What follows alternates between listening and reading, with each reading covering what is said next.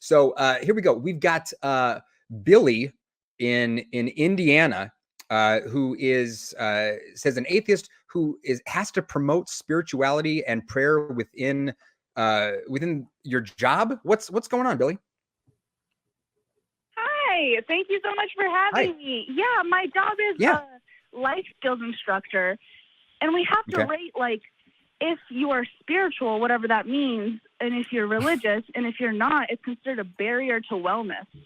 And I'm just having a hard time navigating that and feeling like I'm helping people and, like, trying to be honest with it, you know? Yeah. How is spiritual defined in this curriculum? It's weird because there's explanations for religious things like going to community religious organizations, but then there's not any definitions for spirituality. It just says traditions, and I don't know. It's just up to the client to define that. And I'm having a hard time even like conversing about it because especially whenever it comes to dealing with bereaved clients and how they understand grief, we have to like enforce and encourage them to use their religious lens if they say that that's what they have in their life. And I know for a fact that that's not a healthy way to deal with death necessarily. It might help in the moment, but in the long term, if you expect to see your dead loved one later on, that's not, like, you're not living in reality. I have a ton of thoughts about how religious beliefs around death and dying actually inhibit the grieving process. But that's sort of a whole other topic. Mike, what are your thoughts, man? I know you know more about the world of sort of spiritualism than I do. Well, so I guess I need a little more information once I was trying to figure out those audio issues. Hopefully you can hear me now. But so could you run what's kind of like the specific hangups, that way I could digest that the best? Yeah, definitely. So it's just expected that I reinforce people's religious understandings, specifically with death. I'm supposed to encourage prayer, and I'm supposed to encourage, for substance use disorder clients, encourage their involvement in 12-step religious programs. And I just feel very conflicted because I know that the baggage that accompanies these like religious practices and beliefs, they outweigh any potential benefits that they're offering. And I kind of feel like a fraud, and I'm not really helping people. And like, for example, on assessments, lacking spiritual or religious beliefs is considered a barrier to wellness. And I know in my own life, spirituality and religion are the barriers like that I had to overcome. And I just don't really know how to, because the only thing I've been saying whenever clients talk to me about they find comfort in their religious things, all I've really been saying is, well, technically no one can ever prove that you're wrong, so I'm glad that helps you. And I don't feel, I don't know that because I can't really bring up skepticism. There's a lot of stigma. I mean, I'm in Indiana. There's not really a lot of open thinking, and I can't necessarily help people whenever I'm supposed to just encourage their wishful thinking. Yeah, so that's really, I don't know. That's really tough. Because like the idea, it sounds like, is that, you know, if the goal is to help people, but part of the principles that are being invoked is like the opposite of what actually would help people in this case.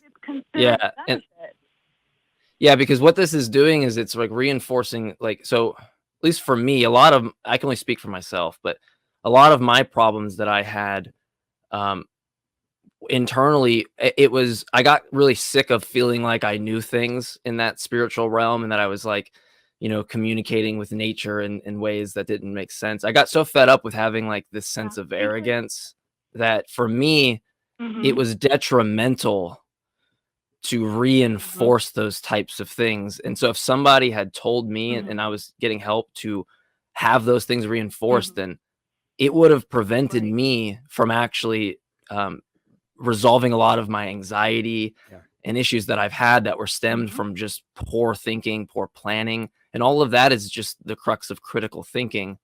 It's hard for me to give advice in the first place. It's really hard for me to give advice to this, in the sense of that if it was me, this would turn me off immediately. And and I'm speaking for me. I don't want you to take anything I say as something you should do. But for me, that's a red flag that I would know that organization is not helping people in that domain. And I would need to find or start my own that does actually tackle those problems. Otherwise, we're just going to have all of these organizations pushing the same kind of bullshit. Whereas maybe you or somebody else that recognizes that this baked in there is always going to prevent somebody from seeing the other side, that maybe you could start your own and tear down all the parts that are unnecessary or that are actually causing more damage. Right. Yeah, it's very difficult because we don't know what your situation is like from a career standpoint, from a financial standpoint. A lot of people are just going to tell you, hey, fuck that job, get out of there. But that might not be feasible for you. So if what you're asking, just to clarify, if what you're asking is how you can be in this job, but be sort of true to your values, I've got thoughts if that's what you're asking.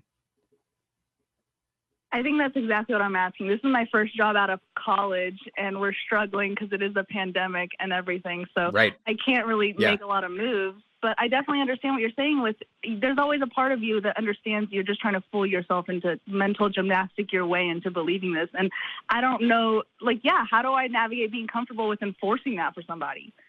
So here's an idea. So when you said the thing about being obligated within your job to sort of validate people's religious traditions, and that you encounter people who will say my religion makes me feel really good or gives me some benefit.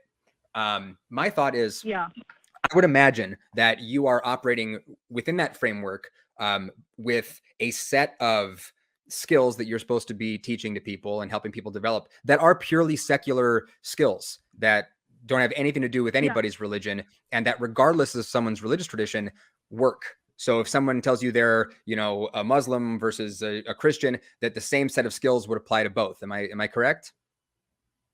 Yeah, definitely. And those are the ones I try to lean on. Yeah. So I would potentially, if somebody said that to me in this context, hey, my religion really, really helps me feel great. The quote that comes to my mind is a George Bernard Shaw quote where he says that the fact that a believer is happier than an unbeliever is just as relevant as the fact that a drunk guy may be happier than a sober guy. Right. And I'm paraphrasing the quote loosely, but so if you see somebody who seems to be leaning very heavily on their religion and who appears to be drawing some sort of psychological benefit from it, it makes them feel nice.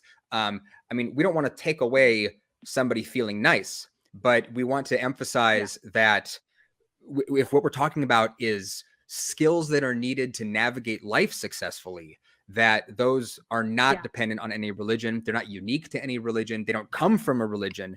So I would think that your best move might be to just try to stick to the skills. It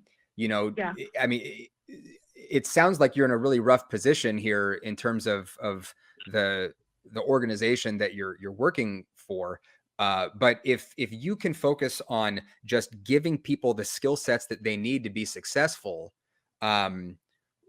while making it clear that these skills are independent of anybody's individual religious beliefs, that might be a way for you to do a fair amount of good in a not so good situation. Thank you. I really appreciate that. And that's what I'm going to try to do. And I'm going to try to break down for people that, while I'm very glad that is helping you, let's think about things that will help you additionally, and don't rely on that.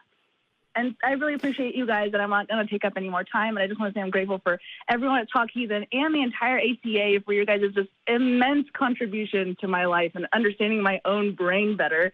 So thank you. Well, thank you. We appreciate it. And one thing I would want to add is I think this is intuitive for most people that have kind of hopped the fence, so to speak, on the side that we're on. And that is that teaching, people to have this one time where they can use this spiritual excuse or something that's not tangible in a facet in their life to navigate through life, then from there on, they can use that at any turn they want And it's precisely the thing that would prevent them from actually navigating through the world, right? They're just going to be navigating through some So perceived, true. some perceived notion of the world and reinforce that every time.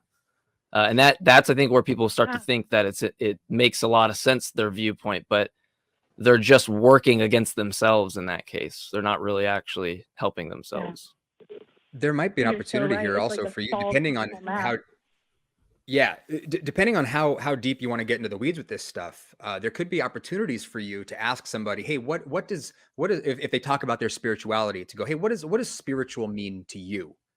And they may talk about, feeling connected to something greater than themselves. They may talk about community. They may talk about, I mean, who knows where they're going to go with it, because spiritual is this catch-all word that applies to everybody in sort of different ways. But that may give you an opportunity to zero in on what the actual things are that are helping them. If somebody says my spirituality helps me, Okay. well, what does spirituality mean to you? Oh, well, it's my community. Oh, okay, so your community is what is what is helping you. We want to feed that. You know what I mean? So in that way, you can still be doing what your employers are demanding of you, while zeroing in on the things that are actually going to help people. Because spirituality is a vague bullshit term that doesn't cutting really off the mean excess. much. Right. So trim the fat and get to what is going to be actually meaningful and useful to these people. Also, another thought that came to mind was it could be fun for you. I don't know how much experience you have with comparative religions, but to grab a book or two that are about religious traditions around the world and just read up on them. And you might have an opportunity when someone talks about, oh, well, Christianity gives me this. You can be like, oh, that's so wild. I actually know this is a thing that people all over the world get. And like, here's an example here, and here's an example here. So this is something where you can feel really good about yourself. You're tapping into something that human beings from various religious traditions all over the world tap into, and it helps them. That kind of thing, where you can take it from the specific to the general, and maybe the world is, help them understand the world is bigger than their limited perspective. There is religion outside of Indiana, which, Thank you. And shared human experiences. I'm so grateful. Well, you're badass for calling in and sharing and having this. We don't have the discussions and kind of have access to what we think without them being presented. So we appreciate it. Yeah. Thank you. Have a wonderful day. Bye. You as well. You too. Bye. Have a good one.